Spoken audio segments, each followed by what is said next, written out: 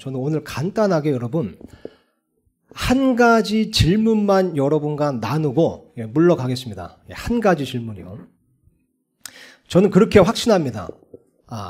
이 자리에 계신 우리 청년분들, 물론 우리가 여기 온 동기와 이유가 다 다르겠고요. 또 신앙의 배경과 신앙의 연륜이 다 다를 겁니다. 그래도 제가 확신하는 거는 이 자리에 있는 모든 청년들, 하나님의 구원받은 자녀라면, 구원받은 하나님의 자녀라면, 또 성령님께서 내주하시는 그리스도인이라면 일말의 마음이라도, 정말 약간의 마음이라도 이런 마음이 있을 겁니다. 내가 좀 더 하나님의 뜻에 따라 살아야 되는 거 아닌가? 내가 이것보다는 조금 더 하나님의 뜻을 따라서 살아야 될 것 같은데 뭔가? 이런 생각을 직접적으로 머릿속에서 생각해내지는 않았어도 은연중에라도, 무의식 중에라도 성령님께서 내주하시는 그리스도인이라면, 그렇잖아요. 우리가 설사 일주일 내내 정말 성경 한 구절도 못 읽는다고 할지라도 그래도 계속 한편으로 하나님을 의식하고 있잖아요. 그죠? 쉽게 말하면 하나님의 눈치를 보고 있는 겁니다. 하나님을 두려워하는 마음이 일말이라도 있는 겁니다. 일말이라도. 약간의 마음이라도, 약간의 그 소망, 그 갈증, 그 찔림이 있는 겁니다. 이것보다는 그래도 조금 더 예수님을 가까이 따라야 될 것 같은데, 이것보다는 좀 더, 이런 마음이 있지 않습니까? 저는 그렇게 생각합니다. 여기 또 이렇게 오늘 비스가 미션 또 말씀 찬양 집회 이렇게 오셨다면 어쩌면 이런 마음, 일말에 약간의 이런 마음을 갖고 오신 분들도 있을 겁니다. 사실 저는 오늘 좀 놀랬습니다. 우리 저기 찬양팀에서 몇 번 물어봤어요. 한 몇 명 정도 올 것 같냐고. 그래서 제가 이제 말로는 그래서 한 50명 정도 오지 않을까? 라고 하면서 속으로는 한 15명 올 줄 알았습니다. 솔직히 얘기하면. 사기가 떨어질까지 거짓말을 좀 했는데 솔직히 15명 이하로 올 줄 알았습니다. 근데 그래도 이렇게 청년들이 모였다는 것은 일말에, 약간의 좀 더, 이것보다는 좀 더 뭔가 하나님을 위해 살아야 될 것 같은데, 예수님을 만나기 전에 그리스도의 심판서가 앞에 서기 전에 내가 이것보다는 좀 더 예수님의 뜻대로 살아야 될 것 같은데 라는 일말의 약간의 마음과 찔림과 소망과 갈증이 있었을 수도 있습니다. 저는 확신합니다. 여기 어느 누구도 하나님의 말씀 어쩌라고 이런 태도를 가진 청년들은 한 사람도 없을 거라고 확신합니다. 그죠? 하나님의 뜻과 교회, 나 그딴 거 필요 없어. 구원받은 그리스도면 이런 그리스도는 한 사람도 없을 겁니다. 그죠? 우리가 설사 지금 너무 바쁘고 좀 영적 침체를 겪고 있고 또 방황함으로써 좀 그렇게 성경도 잘 못 읽고 교회도 잘 못 나가고 상황인지라, 그럼에도 불구하고 어느 누구도 하나님 어쩌라고 라는 사람은 한 사람도 없을 거라는 거죠. 우리 모두가 다 어쩌면 은연중에 어쩌면 성령님께서 우리 안에 내주한 성령님께서 신음하시는 그런 목소리에 따라서 내가 그래도 이것보다는 좀 더 하나님 뜻대로 살아야 될 것 같은데, 좀 더 내가 하나님의 기쁨이 돼야 될 것 같은데, 내가 좀 더 하늘의 보상을 쌓아야 될 것 같은데, 내가 좀 더 예수님을 가까이 따라야 될 것 같은데, 내가 예수님을 조금 더, 이것보다는 좀 더 예수님을 사랑해야 될 것 같은데라는 마음이 있을 수도 있습니다. 여러분, 오늘 제가 여러분과 나누고 싶은 한 가지 질문은 이겁니다. 여러분이 지금보다 조금 더 하나님의 뜻대로 살고자 하는 그것을 막는 여러분의 그 한 가지가 무엇입니까? 그 한 가지. 그 한 가지요. 좀 더 예수님, 이것보다는 좀 더 예수님을 사랑하고자 하는 그것을 막고 있는 여러분의 그 한 가지. 여러분의 그 한 가지를 오늘 한번 생각해 봤으면 좋겠습니다. 그 한 가지요. 그럼 저도 있거든요. 저도 신앙생활하고 살면서 그 한 가지가 들이 있습니다.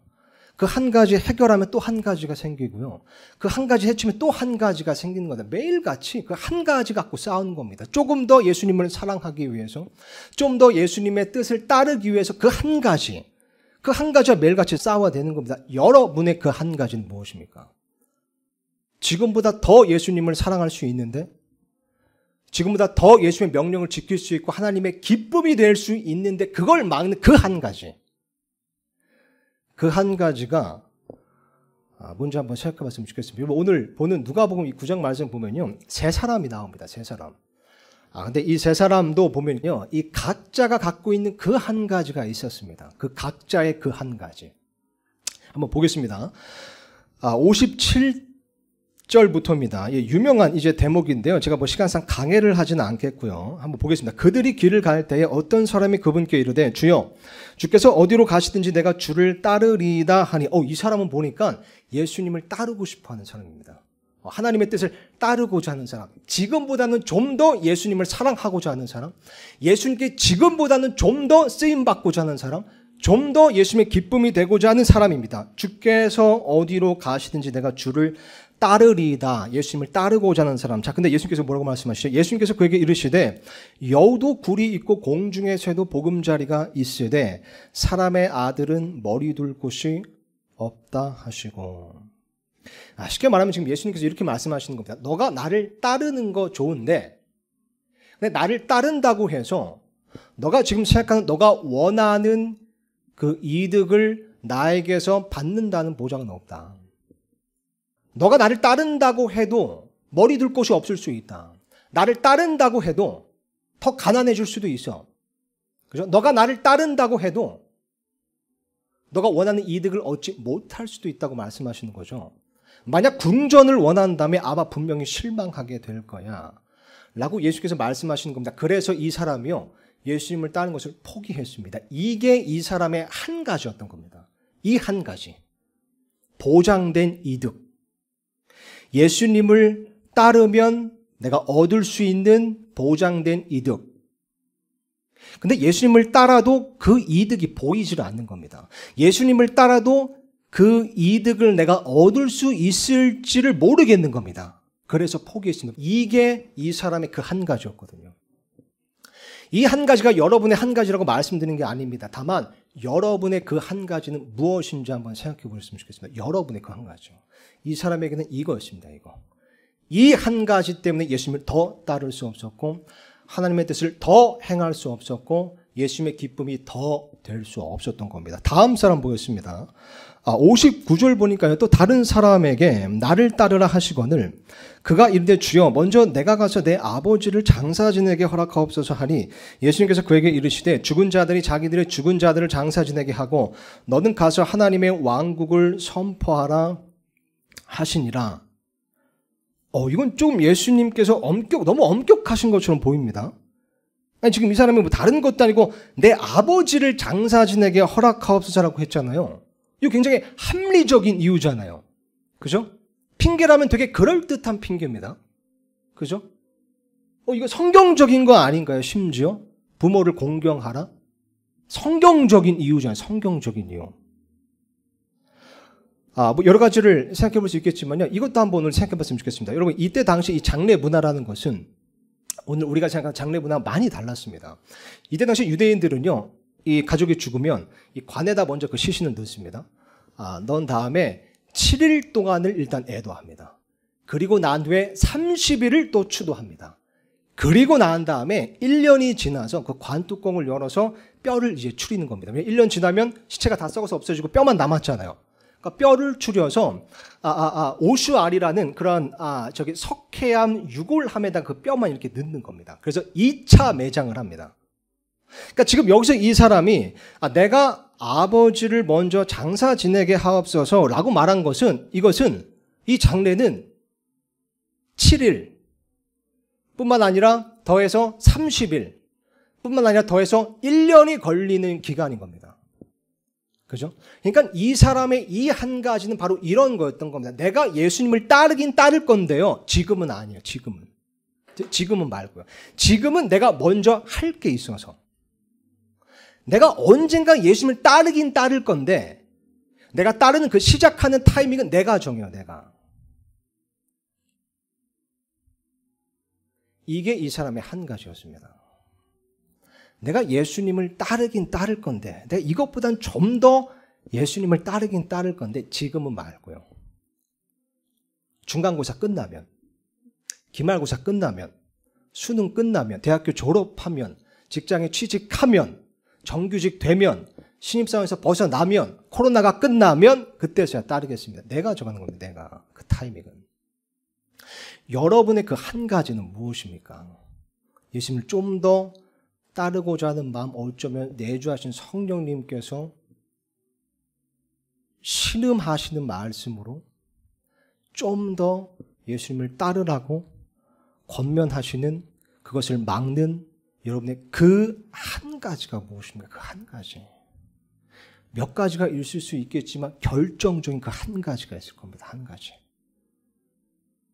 나를 주저하게 만드는 그 한 가지. 다음 사람입니다. 61절 보니까 또 다른 사람이 이르되 주여 내가 주를 따르겠나이다마는 먼저 내가 가서 내 집에 있는 자들에게 작별을 구하게 하옵소서 하니 예수님께서 그에게 이르시되 손에 쟁기를 잡고 뒤를 돌아보는 자는 하나님의 왕국에 합당하지 아니하니라 하시니라. 이것도 합리적인 이유입니다. 그죠? 내가 먼저 가서 내 집에 있는 자들에게 작별, 먼저 좀 인간관계를 좀 정리하겠다는 거잖아요. 뭐 인사하는 거 뭐 잘못된 거 전혀 없습니다. 그죠?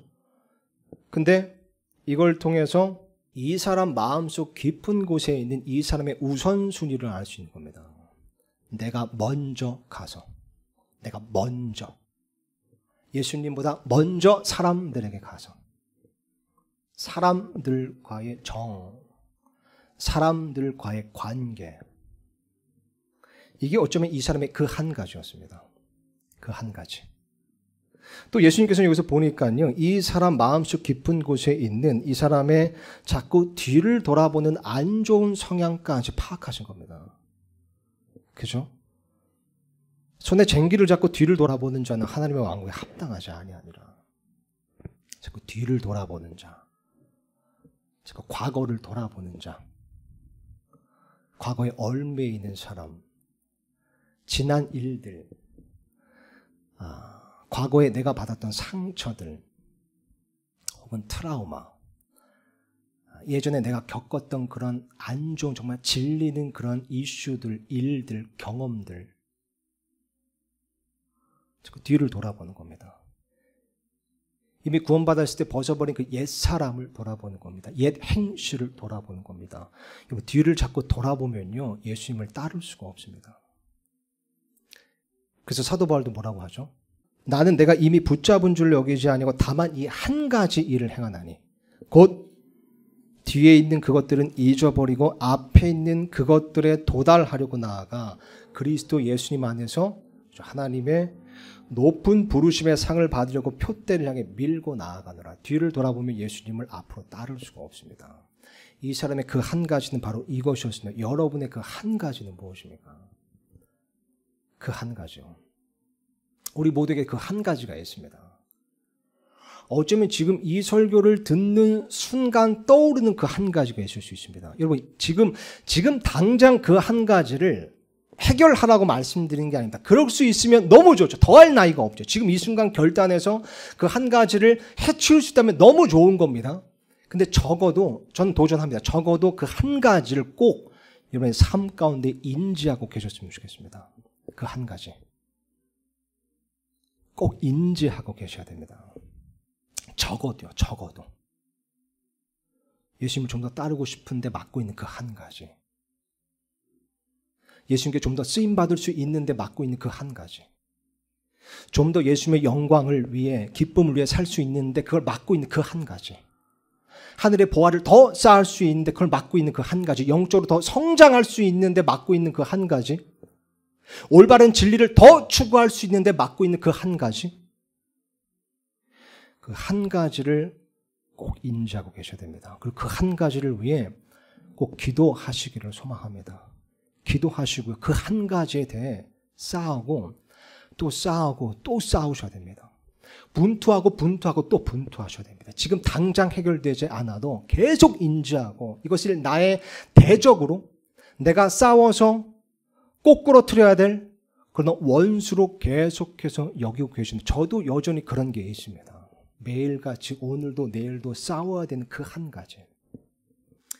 그 한 가지가 있습니다. 그 한 가지를 여러분 쓰러뜨리기 전까지는요, 지금보다 조금 더 예수님을 따르는 것이 불가능합니다. 그 한 가지를 쓰러뜨리셔야 됩니다. 그 한 가지요. 설교 몇 시에 시작했죠, 제가? 아무도 모르죠. 2분만 더 하겠습니다, 그러면. 여러분, 다른 게 아니라, 그 사사기에 보면 에훗 아시죠? 에훗. 예, 지금 표정이 다들 뭐요? 예, 에훗, 왼손잡이 에훗 하면 아시죠?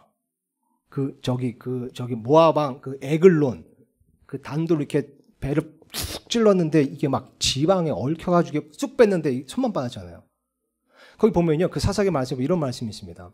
이 모아방 에글론 때문에 이스라엘 온 백성이 무려 18년 동안 속박에 매여졌습니다. 사로잡혀서 고통을 당하고 있었던 거예요. 근데 에훗이라는 사람이 이 모아방 에글론 그 한 사람을 칼로 푹 찔러서 죽이니까요. 뭐라고 되어 있냐면 80년 동안 평안이 있었다고 합니다. 80년. 그 한 사람 쓰러뜨리니까요. 보세요. 골리앗도 그 한 사람 때문에 이스라엘 전 모든 백성이 벌벌 두려움에 떨고 있었습니다. 근데 다윗이 그 한 사람 쓰러뜨리니까요.